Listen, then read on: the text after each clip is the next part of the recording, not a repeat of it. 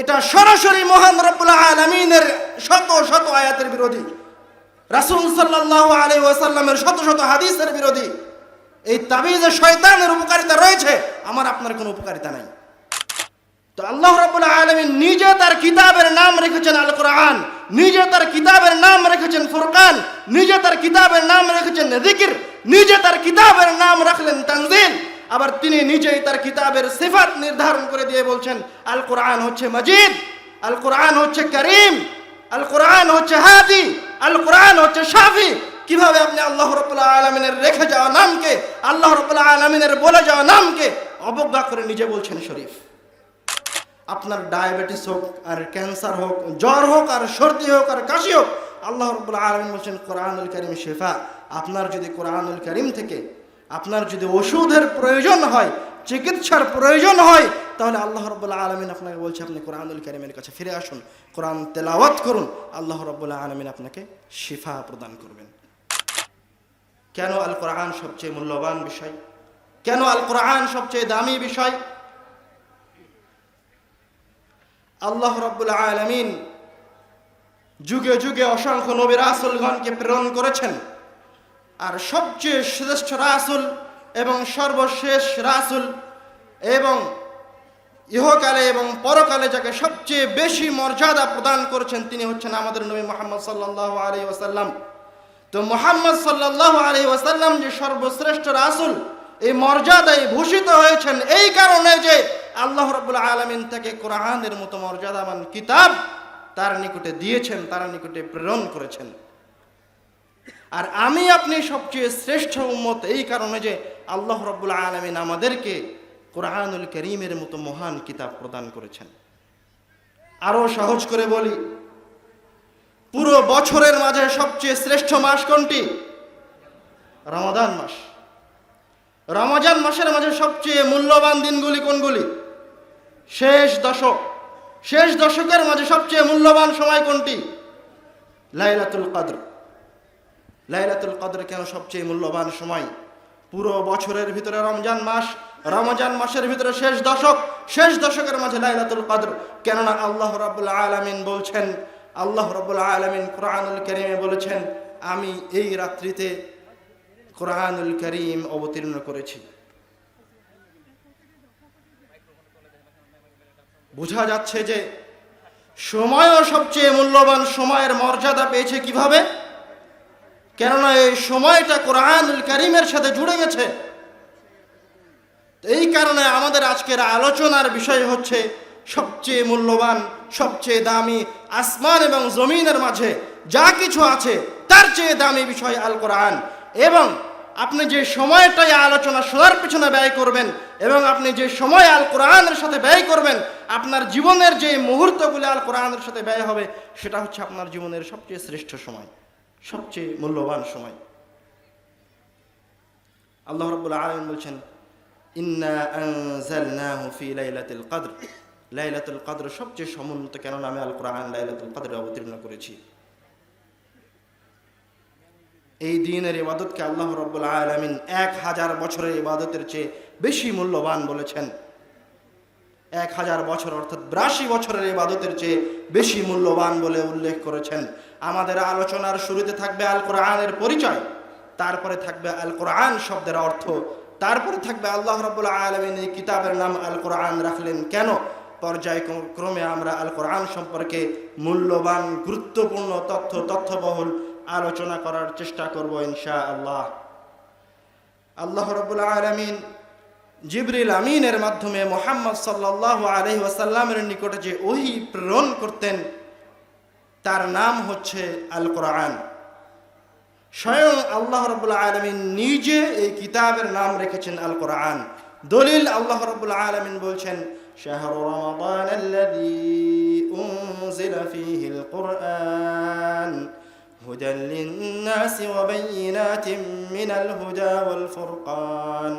রমজান মাস তো সেটাই যেই মাসে আমি আল কোরআনকে অবতীর্ণ করেছি। হুদাল লিন-নাসি ওয়া বায়িনাতিন মিনাল হুদা ওয়াল ফুরকান। এই কোরআনুল কারীম হচ্ছে এমন দিশারি, এমন গাইডলাইন যে কিতাবে একজন মানুষের জীবনে যত কিছু প্রয়োজন রয়েছে তার যাবতীয় বিস্তারিত বর্ণনা রয়েছে। শুধু তাই নয়, এই কিতাব হচ্ছে ফুরকান। আপনার সামনে যখনই কোনো হক এবং বাতিল একত্রে দেখা দিবে, তখন আল কোরআন এই হক এবং বাতিলের মাঝে পার্থক্যকারী। আল্লাহ রাব্বুল আলামিন স্বয়ং নিজে এই কিতাবের নাম রেখেছেন আল কোরআন। এছাড়াও আল্লাহ রাব্বুল আলামিন এই কিতাবের আরো 4টি মৌলিক নাম উল্লেখ করেছেন এবং অসংখ্য সিফাত বর্ণনা করেছেন। এই জায়গায় একটা গুরুত্বপূর্ণ কথা হচ্ছে, আমি আপনি আল কোরআনকে কোরআন শরীফ বলার প্রয়োজন মনে করি, কিন্তু আল্লাহ রাব্বুল আলামিন তার কিতাবে কোনো জায়গায় 30 পারায়, শত শত সূরায়, হাজার আয়াতে কোথাও আল্লাহ রাব্বুল আলামিন কোরআনুল কারীমকে কোরআন শরীফ বলেননি।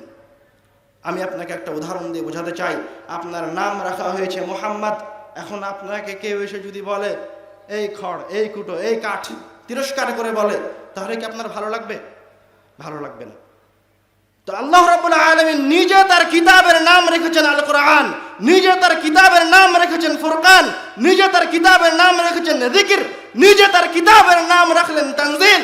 আবার তিনি নিজেই তার কিতাবের সিফাত নির্ধারণ করে দিয়ে বলছেন আল কোরআন হচ্ছে মাজিদ, আল কোরআন হচ্ছে করিম, আল কোরআন হচ্ছে হাদি, আল কোরআন হচ্ছে শাফি। কিভাবে আপনি আল্লাহ রাব্বুল আলামিনের রেখে যাওয়া নামকে, আল্লাহ রাব্বুল আলামিনের বলে যাওয়া নামকে অবজ্ঞা করে নিজে বলছেন শরীফ? যারা আল কোরআনকে কোরআন শরীফ বলতে চায়, তারা তো কোনোদিন কোরআনের মাঝে বিকৃতি নিয়ে আসতে পারবে না, কিন্তু তারা তার নামটাকে বিকৃত করার চেষ্টা করছে। আপনি যেটা বলছেন সেই কথাকে বিকৃত করার চেষ্টা করছে।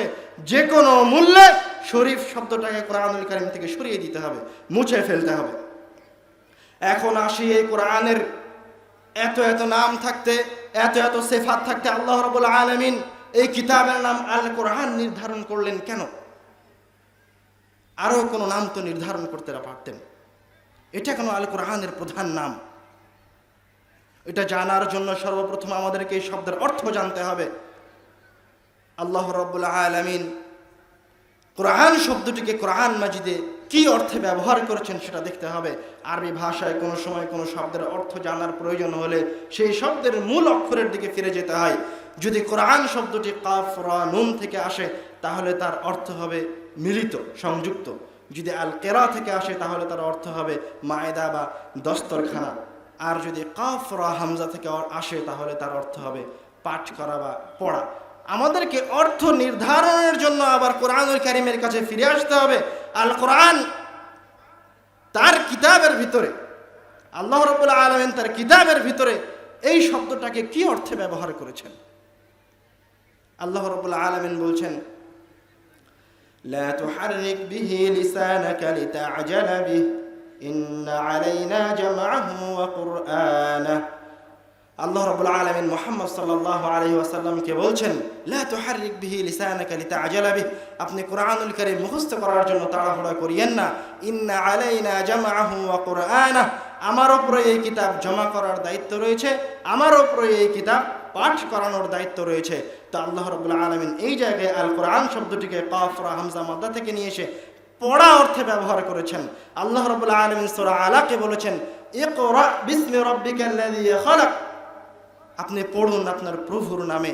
আল্লাহ রাব্বুল আলামিন কাফ রা হামজা এই শব্দটিকে, এই 3টি অক্ষরকে কোরআনুল কারীমে পাঠ করা, তেলাওয়াত করা অর্থে নিয়ে এসেছেন। এখন আমাদের প্রশ্ন হচ্ছে, আল্লাহ রাব্বুল আলামিন তার কিতাবের নাম পাঠ করার কিতাব, তেলাওয়াত করার কিতাব রাখলেন কেন? আরো তো অনেক নাম ছিল। এর রহস্য কি? এর কারণ কি? জেনে রাখেন, আল কোরআনুল কারীমে, কোরআনুল কারীমে কোনো শব্দ, কোনো অক্ষর, কোনো বাক্য অনর্থক নয়। প্রত্যেকটা শব্দ অক্ষরের পেছনে রয়েছে অসংখ্য কারণ। আল কোরআন নামকরণের পিছনে রয়েছে অসংখ্য কারণ। আমরা তার মাঝে শুধুমাত্র একটা কারণ বলে যাব। সেই কারণটা কি? রাসূল সাল্লাল্লাহু আলাইহি ওয়াসাল্লামের হাদিসে কোরআন সংশ্লিষ্ট যত হাদিস আছে এবং আল্লাহ রাব্বুল আলামিনের কোরআনের মর্যাদা সংশ্লিষ্ট যত আয়াত আছে, সব জায়গায় আল্লাহ রাব্বুল আলামিন বলেছেন, তোমরা যদি কোরআন থেকে কোনো ফায়দা, কোনো উপকারিতা লাভ করতে চাও, তাহলে কোরআন তেলাওয়াত করে কোরআন পাঠ করে লাভ করো। আপনাকে মনে হয় বোঝাতে পারেনি। আমার হাতে যদি কোরআনুল কারীম, এই যে আমার সামনে কোরআনুল কারীম রাখা আছে, আমার হাতে কোরআনুল কারীম আছে, কিন্তু এই কোরআন আমার বিন্দু মাত্র উপকারে আসবে না। এই কোরআনুল কারীম আমার সরিষার সমপরিমাণ উপকার করতে পারবে না যতক্ষণ না আমি এই কোরআন মাজিদ থেকে একটা আয়াত তেলাওয়াত না করছি। এই কোরআনুল কারীম ততক্ষণ আমার উপকারে আসবে না যতক্ষণ না আমি এখান থেকে একটা আয়াত, একটা বাক্য, একটা সূরা তেলাওয়াত না করি, ততক্ষণ পর্যন্ত আমার কোনো কাজ করতে পারবে না। যদি কোরআনুল কারীম দিয়ে দুর্গ নির্মাণ করে তার নিচে ঢুকে যায়, তো এই কোরআনুল কারীম আমাকে কোনো বিপদ থেকে বাঁচাতে পারবে না। আমরা হচ্ছে শিক্ষিত উম্মত, আমাদের শুরুই হয়েছে পড়াশোনা দিয়ে। এই জন্য আল্লাহ রাব্বুল আলামিন তার কিতাবের নামও রেখে দিয়েছেন পাঠ করার কিতাব, তেলাওয়াত করার কিতাব। এই জায়গায় আমি আরো একটা কথা আপনাদেরকে বলতে চাই। যারা তাবিজ ব্যবহার করছে, তারা কোরআনুল কারীমের আয়াতকে সংখ্যায় রূপান্তরিত করে গায়ে ঝুলিয়ে রেখে বলছে এখন কোরআন আপনার কাছে আছে, শয়তান আপনার কোনো ক্ষতি করতে পারবে না, মানুষ আপনার কোনো ক্ষতি করতে পারবে না। এটা সরাসরি মহান রব্বুল আলামিনের শত শত আয়াতের বিরোধী, রাসূল সাল্লাল্লাহু আলাইহি ওয়াসাল্লামের শত শত হাদিসের বিরোধী। এই তাবিজে শয়তানের উপকারিতা রয়েছে, আমার আপনার কোনো উপকারিতা নাই। শয়তানের বড় বড় দুইটি উপকারিতা রয়েছে।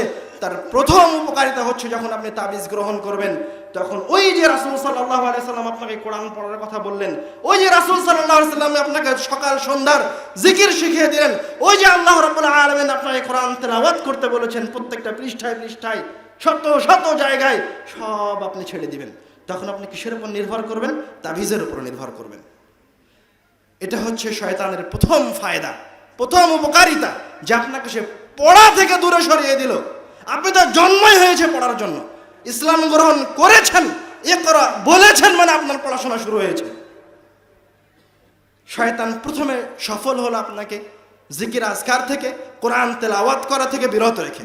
দ্বিতীয় সফলতা হচ্ছে আপনি যখন পড়াশোনা থেকে দূরে চলে গেলেন, আপনি যখন কোরআন তেলাওয়াত করা ছেড়ে দিলেন, যখন আপনি সকাল সন্ধ্যার জিকির ছেড়ে দিলেন, তখন আপনার অন্তর আস্তে আস্তে কুলুষিত হতে হতে শিরকের অতল গহ্বরে চলে গেল। তো না পড়া হচ্ছে আপনার ক্ষতি। এই জন্য আল্লাহ রাব্বুল আলামিন যেন আপনি সব সময় পড়েন। আপনি যতবার কোরআন নামটা মুখে নিবেন, ততবার যেন আপনার মনে হয় যে কোরআন নামের অর্থই হচ্ছে তেলাওয়াত করা, কোরআন নামের অর্থই হচ্ছে পাঠ করা। মানে আমাকে কোরআন তেলাওয়াত করতে হবে, কোরআন পাঠ করতে হবে। এখন আমরা কোরআনুল কারীমের পরিচয় শেষ করে কোরআনুল কারীম এই মহান কিতাবের কিছু বৈশিষ্ট্যের দিকে এগিয়ে যাই। এই মহান কিতাবের কিছু বৈশিষ্ট্য আল্লাহ রাব্বুল আলামিন তার কিতাবে বিভিন্ন আয়াতে বলেছেন। তার মাঝে একটা আয়াত আমরা বলছি, আল্লাহ রাব্বুল আলামিন বলছেন, ইয়া আইয়ুহান নাস ক্বাদ জাআতকুম মাউইযাতুম মির রাব্বিকুম ওয়া শিফাউন লিমা ফিস সুদুরি ওয়া হুদান ওয়া রাহমাতুন লিল মুমিনিন। এই আয়াতের দিকে যদি লক্ষ্য করেন, এই আয়াতের শুরুর অংশের দিকে যদি আপনি তাকান, তাহলে দেখতে পাবেন আল্লাহ রাব্বুল আলামিন বলছেন, ইয়া আইয়ুহান নাস ক্বাদ জাআতকুম মাউইযা। আল্লাহ রাব্বুল আলামিন তো রাহমাতুন লিল আলামিন, তো তিনি যে রাহমাতুন লিল আলামিন। আর এই কিতাব যে শুধু মুসলমানদের জন্য নয়, এই কিতাব যে শুধু আরবদের জন্য নয়, এই কিতাব যে শুধু কোনো ধনী ব্যক্তির জন্য নয়, এই কথা আল্লাহ রাব্বুল আলামিন আয়াতের শুরুতে স্পষ্ট করে বলছেন, ইয়া আইয়ুহান নাস, হে খ্রিস্টান, হে হিন্দু। আল্লাহ রাব্বুল আলামিন বলছে, নিজে বলছে, হে খ্রিস্টান, হে হিন্দু, হে বৌদ্ধ, হে নাস্তিক, হে রাজা প্রজা, হে কৃষক, হে ভ্যান চালক, শোনো, ক্বাদ জাআতকুম মাউইযাতুম মির রাব্বিকুম, তোমাদের প্রতিপালনকারী যিনি তোমাদেরকে খাওয়ার দেয়, যিনি তোমাদেরকে ঘর বাড়ি দান করেছে, যিনি তোমাদেরকে অর্থ সম্পদ দান করেছে, তার পক্ষ থেকে একটা কিতাব এসে, সেটা হচ্ছে মাউইযা। ক্বাদ জাআতকুম মাউইযাতুম মির রাব্বিকুম ওয়া শিফাউন লিমা ফিস সুদুর। তোমাদের মাঝে থেকে কোনো ব্যক্তি যদি মনে করে যে আমার উপদেশের প্রয়োজন রয়েছে, আমার নসিহতের প্রয়োজন রয়েছে, তাহলে সে যেন কোথায় ফিরে আসে? আল্লাহ রাব্বুল আলামিনের কিতাব মাউইযা, ওই কিতাবের কাছে এসে উপদেশ চায়, ওই কিতাবের আয়াত তেলাওয়াত করে, তাহলে ওকে অন্য কারো কাছে যাওয়া লাগবে না, ওই কিতাব আপনাকে উপদেশ প্রদান করবে। আল্লাহ রাব্বুল আলামিনের কথা স্বয়ং নিজে বলছেন, আল কোরআন হচ্ছে মাউইযা। ইয়া আইয়ুহান নাস ক্বাদ জাআতকুম মাউইযাতুম মির রাব্বিকুম ওয়া শিফাউন লিমা ফিস সুদূর, তোমাদের প্রতিপালনকারীর পক্ষ থেকে নসিহতকারী, উপদেশ প্রদানকারী কিতাব এসেছে। তারপরে কি? শিফাউন লিমা ফিস সুদূর। শিফাউন লিমা ফিস সুদূর অর্থ হচ্ছে আপনার অন্তরে, মানুষের অন্তরে যে কুলসতা রয়েছে, আল্লাহ রাব্বুল আলামিন বলছে তোমার অন্তরে যে বক্রতা রয়েছে, তোমার অন্তরে যে ত্রুটি রয়েছে, তুমি যে 2 মিনিট পর পর পাপে লিপ্ত হও, তোমার সামনে যে পাপগুলো উপস্থাপন করা হয়েছে, তুমি যে মাঝে মাঝে আল্লাহকে ভুলে গিয়ে ওই পাপে লিপ্ত হও, তোমার অন্তর যে পরিবর্তন হয়ে গেছে, তোমার অন্তর যে দূষিত হয়ে গেছে, শিফাউন লিমা ফিস সুদূর, তোমার এই পরিবর্তন হয়ে যাওয়া নিকৃষ্ট অন্তরের জন্য রয়েছে কোরআন মাজিদের শিফা। এই কোরআন মাজিদে রয়েছে তোমার ওই অন্তরের জন্য আরোগ্য। তুমি এই কোরআন মাজিদের কাছে ফিরে আসো, কোরআন তেলাওয়াত করো, আমি তোমার অন্তরকে রোগ ব্যাধি থেকে মুক্ত করে দিব। আর এক আয়াতে আল্লাহ রাব্বুল আলামিন বলছেন শিফাউন লিল মুমিনিন, কোরআনুল কারীম শুধু অন্তরের ব্যাধি থেকে মুক্তি প্রদান করে না, কোরআনুল কারীম শুধু অন্তরকে হেদায়েতের রাস্তায় নিয়ে আসে না। শিফা, কোরআনুল কারীম হচ্ছে ঔষধ। কেমন ঔষধ? আপনার ডায়াবেটিস হোক আর ক্যান্সার হোক, জ্বর হোক আর সর্দি হোক আর কাশি হোক, আল্লাহ রাব্বুল আলামিন বলছেন কোরআনুল কারীম শিফা। আপনার যদি কোরআনুল কারীম থেকে আপনার যদি ওষুধের প্রয়োজন হয়, চিকিৎসার প্রয়োজন হয়, তাহলে আল্লাহ রাব্বুল আলামিন আপনাকে বলছে আপনি কোরআনুল কারীমের কাছে ফিরে আসুন, কোরআন তেলাওয়াত করুন, আল্লাহ রাব্বুল আলামিন আপনাকে শিফা প্রদান করবেন।